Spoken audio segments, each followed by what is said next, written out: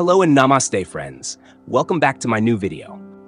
आखिर पुराने टायर दुनिया के लिए समस्या क्यों बनते जा रहे हैं? एक समसामयिक और पर्यावरणीय विषय पर आधारित लेख है जो आज के समय में बढ़ते कचरे, खासकर रबर और पुराने टायरों की समस्या को उजागर करता है।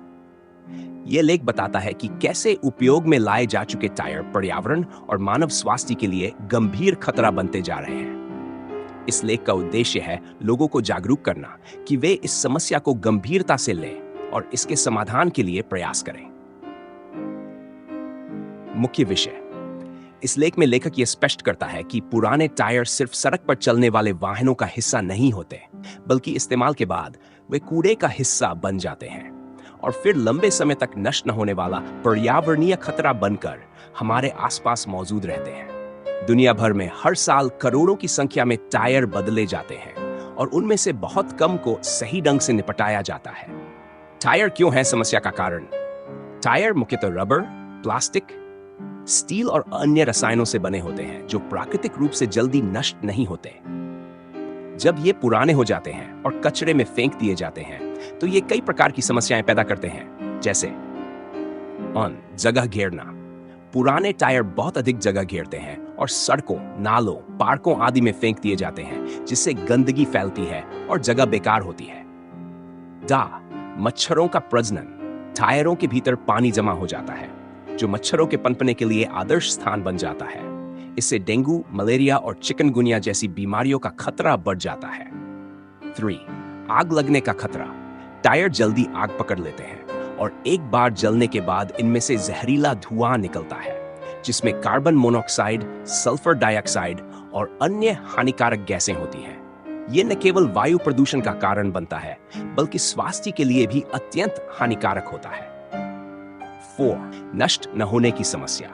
टायर फेडसीड 60 वर्षों तक भी प्राकृतिक रूप से पूरी तरह नष्ट नहीं होते। ऐसे में यह नॉन बायोडिग्रेडेबल कचरा बन जाता है जो सालों तक पर्यावरण को नुकसान पहुंचाता है।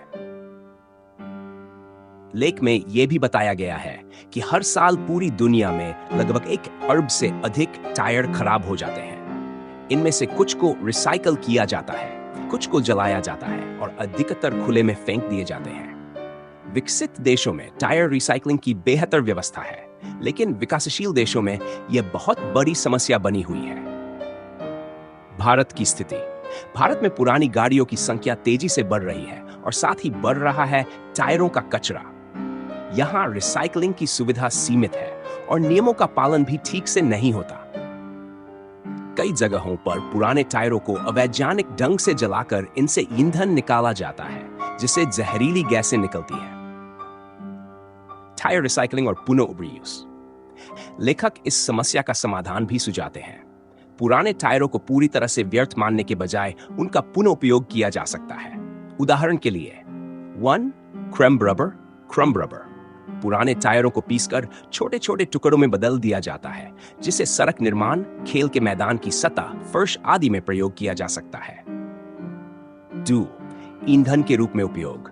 टायरों से तैयार किया गया टायर डिराइव्ड फ्यूल औद्योगिक बॉयलर और सीमेंट भट्टियों में ईंधन के रूप में इस्तेमाल होता है। क्रिएटिव उपयोग।